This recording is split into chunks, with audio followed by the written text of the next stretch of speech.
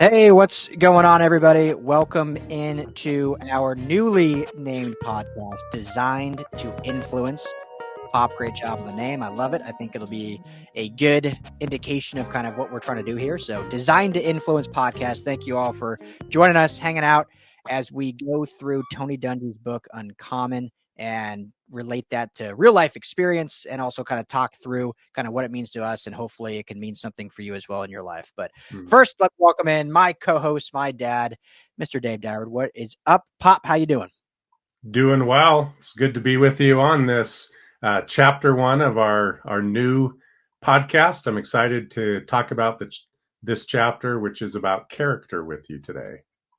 Yeah, so we'll go through chapter to chapter. So if you're new here, we just did our teaser episode, and now this is kind of officially episode one, and we're going through chapter one. Again, Uncommon by Hall of Fame NFL coach Tony Dungy, won a Super Bowl with the Indianapolis Colts, and obviously a man of great character and has had a lot of influence on a lot of young men throughout his career and still doing that today.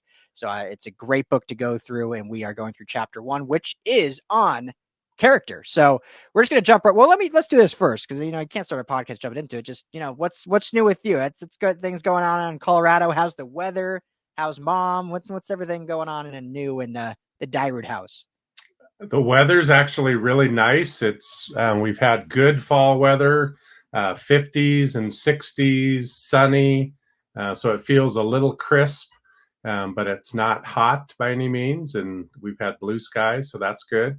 Mom is good. The two of us just spent the week in Dallas at a conference, so both of us were pretty busy that week, and this week we're trying to rest a little bit, catch up for the loss of sleep last week, but we're all doing good. Excellent. Good. Well, yeah, all good over here in this Dyrud house and on the west coast of LA, and we just went to Disneyland yesterday. Mia's first time. For those who don't know, Mia's my daughter, 3 years old. The first time at Disneyland. So it was a blast. Certainly not restful. Certainly not relaxing. Yeah. Paying the price today now, but it was fun. It was a nice 78-degree day in Anaheim, and now today it's 50s and rainy. So we get nice winter weather out here in LA. It's kind of nice. Nice. And we got to see some videos of you guys at Disneyland, so that was fun. We always enjoy watching little Mia, and she has such a wonderful personality, always full of life. So we love getting those videos. Yeah. I don't like to, and I'm not trying to trivialize God moments. This was more probably just luck, but hey, maybe we'll say God's going to do with it. But we were, and I already told you this, but we were at Disneyland. Mia was dressed up as Elsa. Her favorite princess right now is Elsa from Frozen and Anna from Frozen. And then her third favorite randomly is Ariel from Little Mermaid. Even though she gets terrified watching that movie, she loves Ariel. So we are all day. All she wants to do is, I want to see Elsa. I want to see Frozen. I want to see Elsa. We're trying to go on rides. No, I don't want to do that. I want to see Elsa. So they have a castle there where all the princesses walk around Disneyland. And if you get lucky, you run into them. But then there's also a castle that you can go wait in line, similar to a ride or an attraction. And then there's 3 princesses in there that individually you get to go and say hi and take pictures with. So I'd never done it. Obviously, if you don't have a kid, there's no reason to. So, but now I was like, okay, let's go do this. It was like a 45-minute wait. But they don't tell you who's in there. It's just kind of a luck of the draw of what princesses are going to be in there. So we're in line, and almost when we're to the front, on the back side, 3 princesses walk out. One I didn't even recognize. I don't know what it was. One was Tangled, or Rapunzel is her name. And then the third one, I don't even think I saw. So I indicated they were making a switch of princesses in the castle. And so those would have been the 3 had we gone in literally the group before. But those came out. We were up next. And when we go in, Elsa, Anna, and Ariel were all princesses in a row. It was like incredible the luck that we got, because that is all she wanted to see. So we walk around the corner, and it's like it's almost like a surprise. You walk around, and then there was Elsa right there, and her face just lit up. So we'll call that a God thing, but it's probably just luck. Yes. Forget the rest of the park. That was her Disneyland. That was it. It made whatever we spent, I won't even say, it made it all worth it for the little 5-minute moments with the princesses. So wow. It was a good day. A lot of fun. But Cool. Well, getting into this, so I think the way we'll probably switch this up every week and see what we do. But I think a good way is kind of you or I, we can switch off. I'll have you do it this time. But a quick, brief summary. We're not going to read the chapter, but a quick, brief summary of what the chapter is, and then we can go about some quotes that we really took from it and how it pertains to our life or how we've seen it in action, and then kind of end with I think you said as like a challenge of what we can do ourselves, or maybe something else we've seen someone else live out, whatever the theme is for that chapter, this one being characters. So I'll toss to you first, just a brief summary of kind of what this chapter was about. Yeah, thanks. Tony Dungy starts with a quote from Aristotle, so a couple thousand-year-old quote, who said, "Educating the mind without educating the heart is no education at all." And I love that quote because it really speaks to the issue, and it kind of lays the foundation for the topic of character and just how important character is for us. So Tony Dungy is walking through that, and he talks about how when he was coaching, specifically with the Indianapolis Colts, they had a draft process that they went through, and they actually had a category where they called it "Do not draft due to character." And I thought that was pretty amazing that they would pass on tremendous talent if they felt like the player, the young man, didn't have character. And there's reasons for that, and we'll probably talk through that as we go through some of the quotes. Um, but they saw that play out in his years with Indy, how there were a lot of players that they passed on who burned out of the league, and other players maybe succeeded as far as the talent and the name recognition because of their skill. But some of those might have been causing problems in the locker room and stuff. And they just said character's too important to us. It matters what you do with the small things. It matters what you do when you're away from the football field, away from the team. All of that is important. And they described that, and Tony specifically described that as a foundational piece to becoming not just a man who has impact in our community, but in this case, and kind of the theme of our podcast, it's a foundation for us becoming godly men who are going to influence in a way that is positive and good and can lift the people around us up. So character is the foundation for that.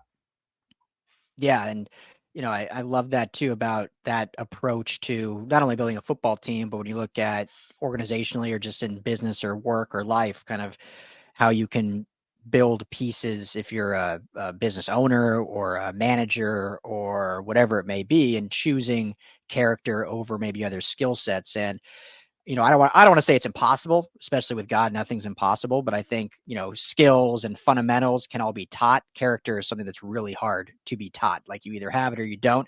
Things can change. You can improve, obviously, and that's what we hope to help with, and what many people, I think, through this book can find. But when you're starting building blocks, you kind of have it or you don't, and then you can grow in that and become Mm-hmm. better. So I think that's a really not just fascinating way, but a very smart way to build, because I think a lot of people, you and me probably included, can think of work experiences where maybe our biggest issues were not because someone was failing in the job force due to skills or anything like that, but probably because of character issues that kept coming back and rearing their ugly heads. And maybe we've even had those issues personally, where it's like, man, that was a moment where I just did not have character and did not handle that properly, because I tried to think about it in a skill set aspect and not a what would a character move be. So I think that's super important. Yeah, Go ahead. you can have one player on a team with a lack of character, and it really impacts the whole team in a negative way. The attention goes to that player, and it's usually negative attention, but it's attention nonetheless. It causes dissension among the ranks. Tony tells a story of the Indianapolis Colts drafting. They had the opportunity to draft either Peyton Manning or Ryan Leaf, and both of them. I remember those days. Ryan, I don't know how well you remember that. I'm quite a bit older than you, but I those remember. days there was a lot of conversation in the media around the league where people were touting Ryan Leaf as the number one pick. He had amazing talent, a lot of skill set, but the Indianapolis Colts chose to go with Peyton Manning, and a lot of it had to do with character issues. It was how hard he worked outside of practice. It was how committed he was to the process, to the team, all that kind of stuff. And that caused them to lean towards him. And we know how their careers turned out. Ryan Leaf has since kind of gotten his life back on track, and I'm so excited to hear that he's doing that. But he went through some rough years due to some character flaws that he hadn't developed while he was younger. Yeah, yeah, and I'm glad you said that. I've had the privilege of meeting Ryan Leaf multiple times. Interviewed him, just met him in passing, and as I said earlier, it's not impossible to teach and to grow character, and he's a perfect example of that because he definitely lacked character early on, which is why the Colts made the right decision in drafting Peyton Manning. We all know how that story unfolded, and Ryan Leaf's unfortunate, very short career in San Diego with the Chargers, and what he had to deal with after his career and spending jail time. But now he's a man, I think, of tremendous character and has turned his life around, has a great family, as does podcasting, does inspirational speaking around the country, owns what he went through, and basically says, look, I'm a sum of all my parts, and that was a part of who I was. Now I don't do that anymore. I'm not an addict, or I'm an addict, but I'm not still on things and whatnot. So it's proof that you can get to that level. Takes a lot of work, takes a lot of inward motivation and help from outside sources, one being faith, and others being people around you, and so they've been able to do that. So but yeah, let's get to the chapter itself, and maybe a quote you can start with that really kind of struck you. I had a couple as well. Early on in the chapter, Dungy says this: since everyone is doing it, if I want to have a legitimate chance, I have to do it too, right? And he's talking about cheating or fudging the line a little bit to get an edge. And I thought that was a really maybe common sense kind of thing, but I think it's still a profound and an important comment, because specifically in sports, you're dealing with competition, competitiveness. There's a winner, there's a loser, and people are looking for that edge that can propel them to victory. So people are prone to maybe push the line a little bit when it comes to rules or ethics or even legality at times in order to gain the edge in sports so they can have victory. And our justification oftentimes can be everyone else is doing it. If everyone's doing it, it must be okay for me. Or if everyone's doing it, it's not as bad as maybe culture would say, or the team would say, or whatever. And I think that's a great fallacy that gets us in trouble if that's the attitude we have. And is it okay if I bring in a Bible story related to this? Yeah, please. As I was reading that quote, I was thinking of if you're familiar with how the Bible's laid out, there's a book called First Samuel, and it's the beginning of the nation of Israel as an official kingdom. So they had been a people before, they're growing into a nation, but now they're starting to become an organized kingdom. And God had set it up that you're going to be my people, and I'm going to be your king. And then there's going to be leaders who we're going to call priests, and they're going to be the go-betweens between me and the people. And I'm going to rule, but they're going to tell you my words so that you can live according to the government that I set up as king. And the people of Israel, very early on, they started looking at all the nations around them and saying, all the other nations have a man who's a king. We want to be like the other nations. We don't want God to be our king. We want an actual king who we can see. And Samuel, who was the prophet at the time, he was devastated to hear that, and he took offense on God's behalf. And God says to Samuel, give them what they want. They're not rejecting you, they're rejecting me. But God told them, if you have a king, here's what's going to happen. You're going to be taxed. Life is going to be hard. You're going to be servants of the king. And he goes through this whole list of things that are going to be challenges. And yet the people chose to have an earthly king, even knowing that, because it made them like the others. And I think that kind of connects to this, where if everyone else is doing it, it must be the right thing. It must be the good thing. And that's oftentimes not the case. Well, and to take that even a step further, and correct me if I'm wrong, I need to get more versed in my first and second Samuel, which is two of the most fascinating books in the Bible. And we've talked about why there are not more movies based around those two books is Yes. beyond me. Maybe we'll do that one day. You But said to you're take it going a to step write a further, script, so we need to get going on that. Write your I know. movie script.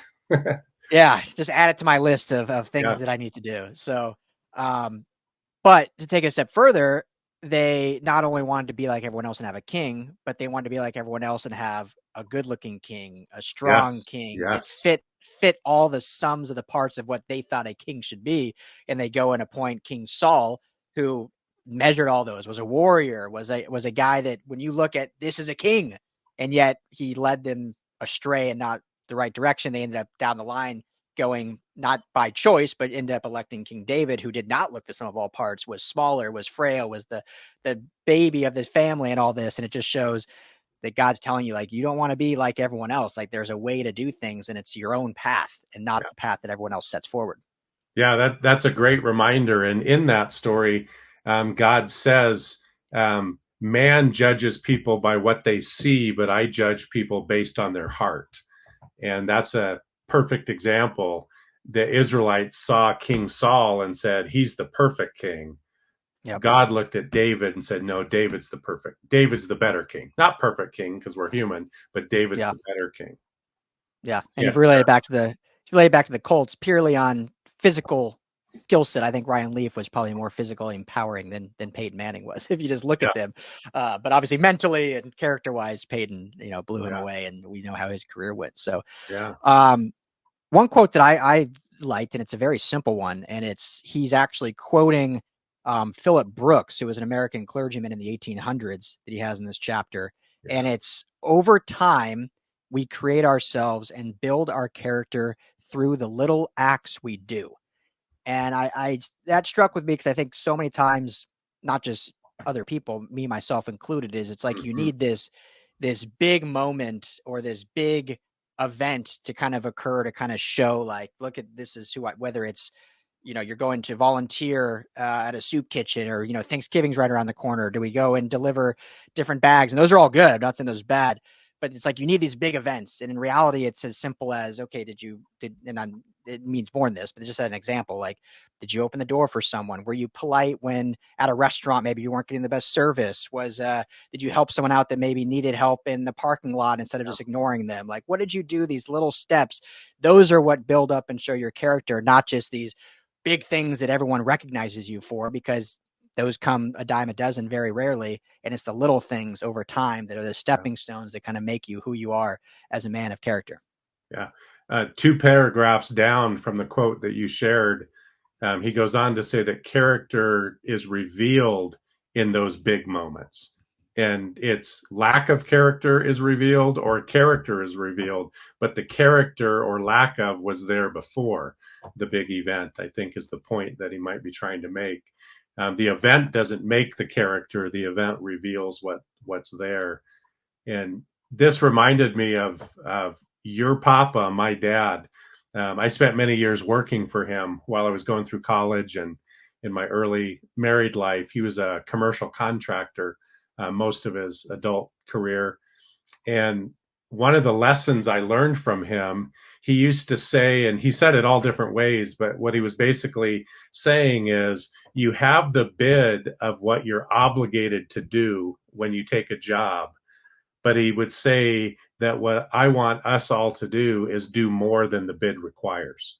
So he was always doing what he was obligated to do on the job, but then he would do extras because he loved God and cared about people and wanted to demonstrate that he valued people.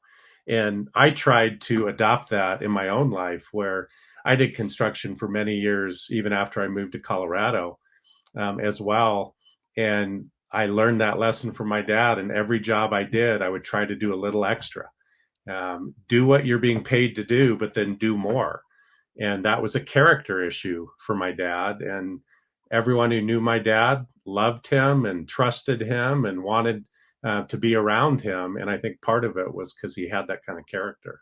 He valued Yeah. people and showed that. It's so funny because there's so many times when people talk about the Christian faith or God, and it's this negative kind of context, like, oh, it's hard, you don't get to do all these things or this, and in reality, it's such a blueprint of just how to be successful. Like, yeah, there's other aspects of it, of faith and what you need to do for humanity, but like no person, I don't want to say no person, but it's such an easy thing to be successful if you take that extra step, right? Like keep it with sports. Who are the guys that go farther? The guys that stay after practice, they show up before practice, they do more than what is immediately asked of them. In the business world, the job world, like almost 9 times out of 10, maybe even more, if you're the employee that your employer can trust to do more than what you're asked for, if an extra shift needs to be taken up, you're the first one to volunteer. If this or that, like it's such a simple blueprint that it's right there in front of everyone. And if you just take it to heart and say, okay, this is not like a taxing thing. This is just like how to be successful, and then obviously have benefits more than just, monetary success or business success. So it's just funny that it's connotated as this big negative hard thing. And it's like, no, it's just trying to help you here, like how to live the best life possible. Absolutely. And I love how Tony, and you kind of mentioned this already, when he's talking about character, he's not talking about the big things, but he's talking about the small things that we do over and over and over that build on one another, that develop the character over time, and the character grows because we're doing the small things. It's Yep. not cheating on a test, even if we didn't study for the test when we're in school. It's taking the consequences. It's showing up on time when a meeting starts, or even early. It's the things in our private time when no one is around, no one's watching. We can do anything we want, but it's choosing to do the right and the good things, even when no one's watching, that starts building the layers of character. And when Jesus was talking with his disciples, he shares with them in a couple different places in Matthew, Mark, Luke, and John, called the parable of the talents. And the theme behind that is God gave people responsibilities, and then he left and went away and said, "What are you going to do with what I gave you?" And some did a lot with it, some did a little bit with it, and some did nothing with it.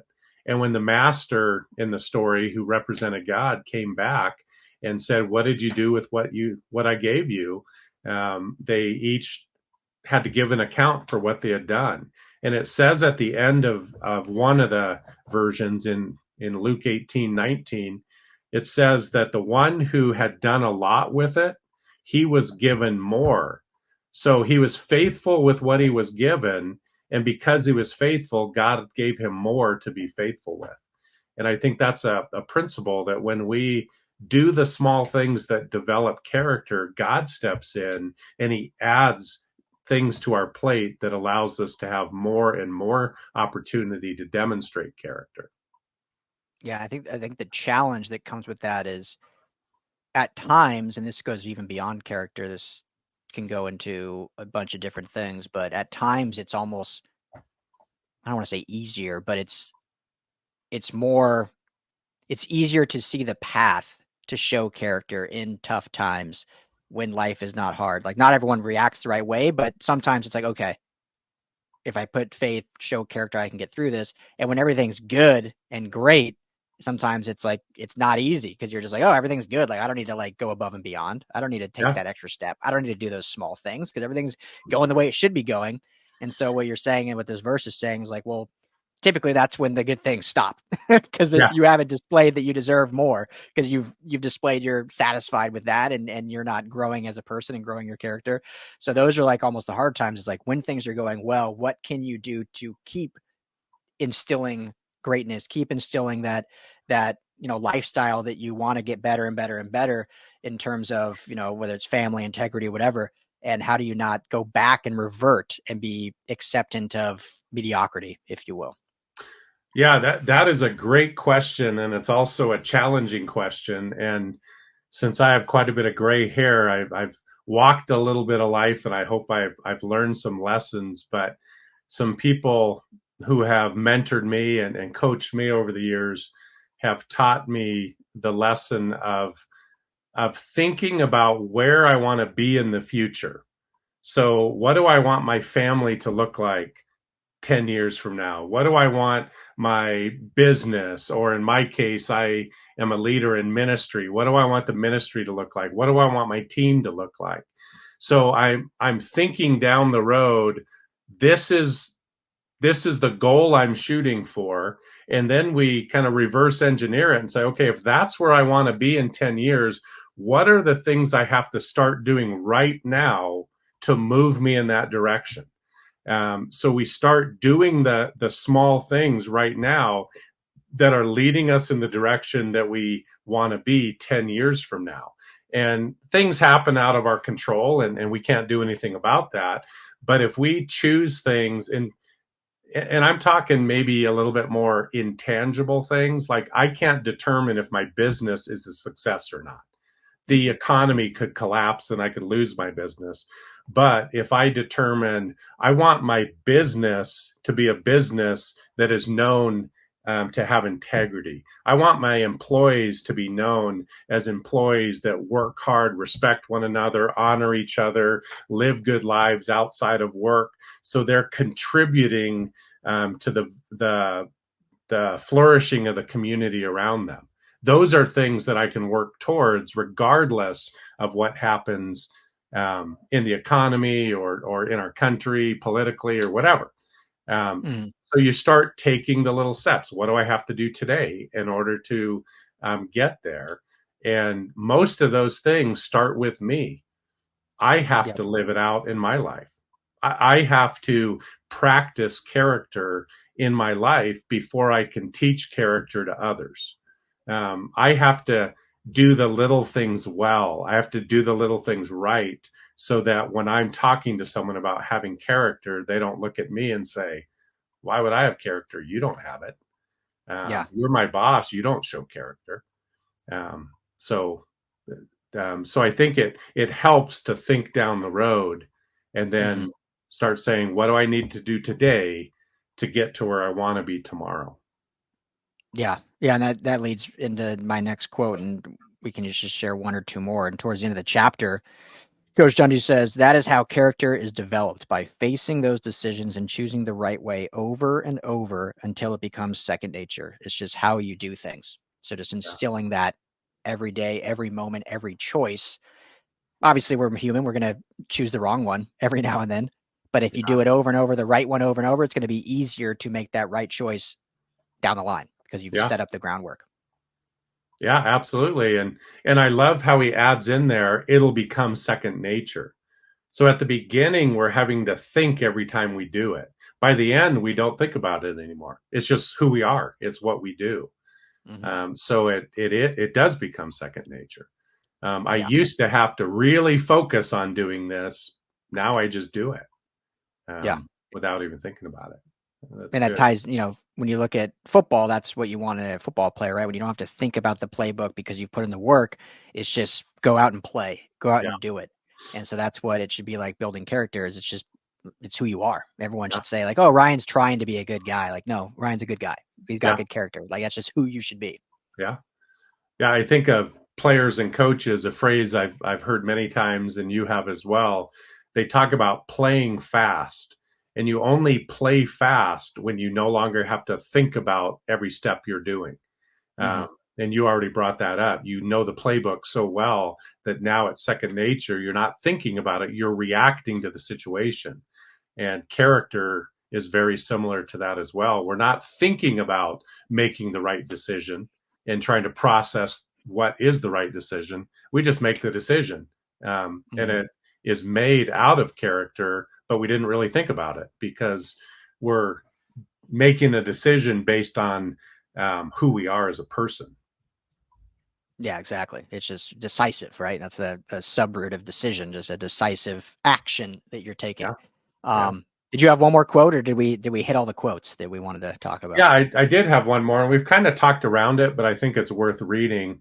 Um, he says, would you rather be described as successful and famous, Mm, or as honest, forgiving, faithful, trustworthy, understanding of others, reasonable, thoughtful, and personally accountable?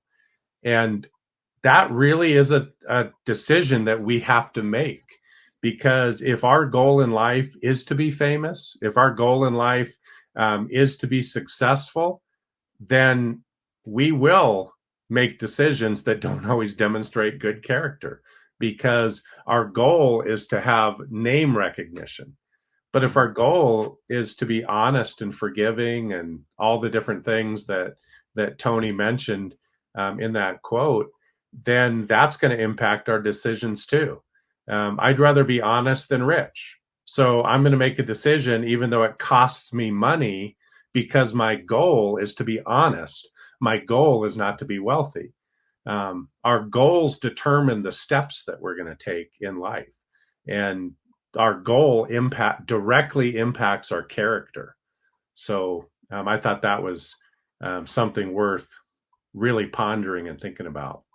Yeah, and this can be one of the most challenging, I think, because on the surface level, anyone would say like, "Oh yeah, if it's about being famous or choosing a good character choice." On the surface, I was like, "Yeah, I want to choose the character choice and be remembered by that." But when you relay it to just in your job force, and we'll keep it with just professional sports since that's kind of the onset. But there's so many moments in sports. I mean, it's a cutthroat business. I mean, you got to do everything you can to make it to the top, and there's moments where you may not be doing anything illegal. You may not be doing anything even deemed in bad faith based on what the profession requires, but it may require putting down a, I'm not saying verbally, but like putting down a teammate or doing something that isn't necessarily the most character decision to make. And so that's what makes it so hard is you're all fighting for the same thing.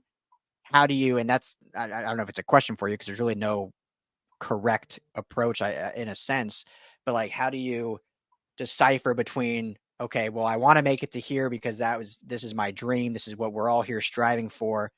But how do I make sure I'm doing it with good character and not putting forth? Because I mean, it could be as simple as you're not putting one down, but you're taking time away from your family, right? Like you're doing everything you can, putting all the hours in the weight room, two a days, all this stuff, but then you're missing your kids' lives. Yeah. And is that good character? Is that good form? But that's where it really comes into the challenge because everyone would say, yeah, I don't care about my name. I want to be a character. But when it comes to those decisions of do I want to miss my daughter's recital and let her down, but I know I have to play in this game or I have to do this practice or whatever.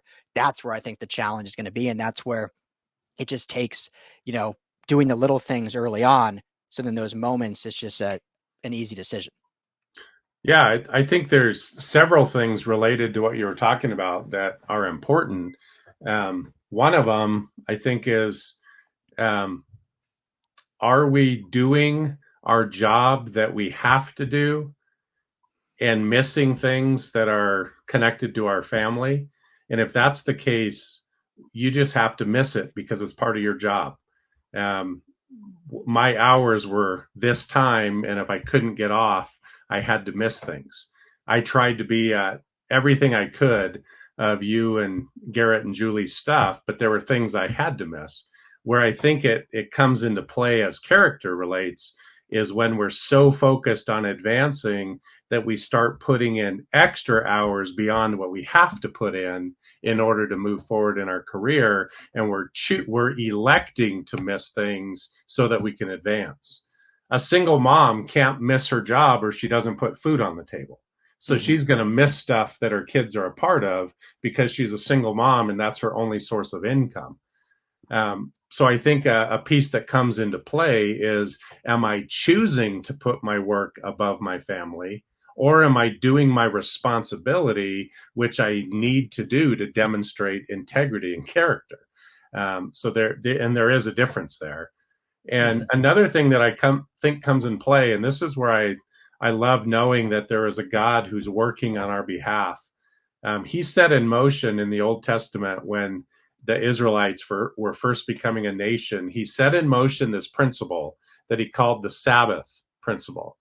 And basically, what it was in their culture, they were an agrarian culture. They raised cattle and sheep and goats, and they planted the little bit that the wilderness would allow them to plant. Um, so they would have grain harvests and stuff in the fall. But God said to them, I've given you 6 days to work, but on the seventh day, I want you to do no work. And I want you to spend that time connecting with me, connecting with your family, and connecting with your community. And in a way, God was saying, because they they lived in such a way that if they didn't work that day, they didn't eat that day. So Mhm. God was saying, I know you need food for 7 days, but I'm telling you to only work six. I'm asking you to trust me to fill the gaps in on that seven. And when they Mhm. practiced that principle, God always provided for them on the seventh day.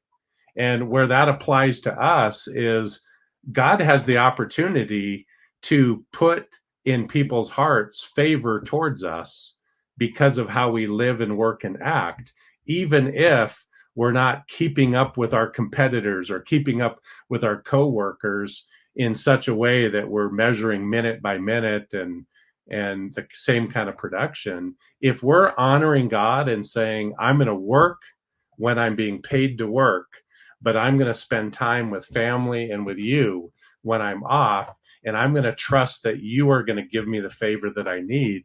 God does that.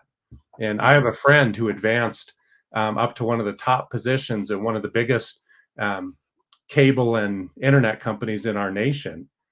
And he lived by that, and he kept getting advanced over and over and over above other people who didn't live by that principle, who outworked him when it came to number of hours. But he demonstrated things that they didn't because of his character and commitment to doing things God's way. And Yeah. God still made sure that he was promoted and moved up in the company. Yeah, I love that as a kind of ending point. Like that's a great um piece to kind of chew on because I think in the beginning, we talked about when you make a commitment, like are you going to be the one that goes above and beyond? Are you going to put in the extra work? Are you going to do this? And that all still holds true. But I think in today's society, it's too black and white. Like everyone's just like, okay, well, putting in the extra work means showing up early. And I mentioned that that's part of it, Yeah. especially when you're young and single. But everyone just kind of relates to that. Like, is the guy putting in hours after practice, doing stuff in the film room, and going above and beyond once you have other obligations that require your time can be different than just putting in more hours, as you alluded to. You can go Yeah. above and beyond in that time frame that you're at the facility. You can go above and beyond when you're not at the facility, whether it's doing stuff at home that relates that. If you're doing stuff maybe involving your family in there, so I mean, it will look different for everyone. But just to kind of put a bow on that, what you said is still go above and beyond for your career, what you're doing with high character, but it doesn't necessarily mean above and beyond means 20 more hours per week. You still now you need to go above and beyond for your family too. You have different obligations to do and you can still go above and beyond, but you can do it in the time frame that is allotted without taking away from one other piece. We Yeah. talk about life a lot in this pie chart in a way, and you don't want to start taking things from one part of the pie and putting them to the other if that's going to negatively impact that part of the pie. And so it's complex, it's challenging, but that's the challenge of character. And that's why doing those little things that build up character make those decisions more decisive and easier because you've been doing it your whole life. And so you can realize how to kind of put things here, put things there to give your all here, but also give your all here and not let one fall behind. Yeah, my friend who I mentioned earlier, he went to his boss when the company was bought out by a larger company, and he was already a pretty high level executive within the company, and he had a team of people who worked with him and under him, and he went to his bosses and said, "Look, we all have families, we all have responsibilities outside of work, so we are going to work 45 to maybe 50 hours a week, We're not going to work any more than that. But he said, here's the commitment I will make to this company. We will be the highest functioning, highest performing team in the company because every minute we're here, we're going to be focused. We're going to work hard. We're going to do the things we need to do to make this company succeed. And to his point, or to his commitment, every single year they were the highest functioning team in the entire nationwide company. So they didn't put in extra time. He set boundaries around the time, but when they were there, they were the most focused, they were the hardest working team. And because of that, they were very successful. Yeah, yeah, exactly. That's what it comes down to is how you're able to facilitate that. So, well, great. Well, I think we can wrap up. I think you wanted to talk about maybe some challenges that we could do, or people you've seen maybe in real life display character. Yeah, one of the things I've learned over time is that talking about information um, doesn't really do much to us as far as our growth unless we start thinking, how does this impact how I'm going to live this week? We're talking about character. That's really important. What are some things I can do this week that are going to demonstrate character? How am I going to be faithful in the small things so that my character can be lived out? And I'm trying to think of an example right now of how I'm going to live that out that might be a little more exciting. And I can't really think of any exciting ones, but I have in my job, my ministry position, it has national responsibilities.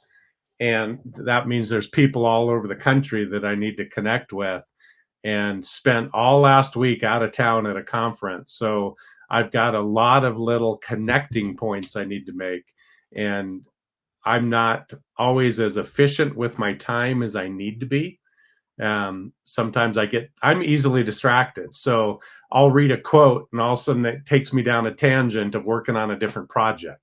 So Mm-hmm. my commitment this week related to the how can I be faithful in the small things is I do have a to-do list that I've been working on all day, and I'm going to start my day by working through the small things on my to-do list to make sure I connect with every person that I need to in the next 2 days via email, phone calls, or text message.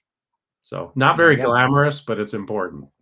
No, absolutely, absolutely, and I definitely inherited that from you in the terms of going down a rabbit hole and getting sidetracked on different things. I end up doing like 8 projects a day and never finishing one of them, but I've worked on 8. Yeah. Uh, for me though, I think similarly in this topic in this discussion we had about at the very end of this, kind of about how put parameters and make sure you're approaching each one correctly. I think is something it's been challenging for me, or something that I can address more. And I'm super blessed that with my job and my career now, I work fully remote and I work from home, and it allows me to never miss anything. But it also means I'm basically on the clock 24/7. And so for me to kind of be able to put those in buckets and give my all when I'm on, but then give my all to family and everything else when I'm off, I think is something that I continually will strive and work for. And, it's a work in progress. It's going to take time, but that's something as we go through this that, I've been challenged myself and will continue to challenge myself to get better at, because a lot of people have that where, hey, when they're at work at the office and then when they clock out, they're home and that's it. For me, it's a little different and it's a challenge, but it's something that I definitely, I think, strive to do better at. Yeah, absolutely. And related to that, one second thing I'll add on my end is you know how committed your mom is when she sets her mind to something. She has the personality where she just does it. She's a hard driver, and she's training right now to run a half marathon in California, your guys' neck of the woods, on New Year's Eve day. So I don't run. I have bad knees and bad hips. But another thing that I want to do, and this relates to my relationship with Tracy, my wife, your mom. I want to commit to spending time outdoors with her every day. So she runs in the morning and she likes to walk, and I like to walk. So I want to commit to not walk alone because oftentimes I'll do that. I want to walk together with her so that we can debrief for the day, spend that time together in a non stressful environment. There's no phones, there's no computer to check email. We can just enjoy the beautiful Colorado weather and spend that time together. So that's a personal commitment, non-work related. There you go. That'll be great. And I'm sure Mom will love that and appreciate that. So, well, good. Well, this has been fun. Thank you, everyone. This is the Design to Influence podcast, going through Uncommon by Tony Dungy. Next week, we'll be going through chapter 2, which is on integrity and honesty. Every one of these is extremely important for everyday life and the everyday man. So we're excited to get into it with you all. So if you're watching on YouTube, please like and subscribe to the show. Having a lot of fun, and we'll keep growing this thing. We're also on Apple, Spotify, wherever you get your podcast. It's Designed to Influence, and hit that subscribe button. But for my dad, Dave Dyrud, I'm Ryan Dyrud. Thank you all. Have a great week. Challenge yourself. Get better every day, and we'll talk to y'all next week.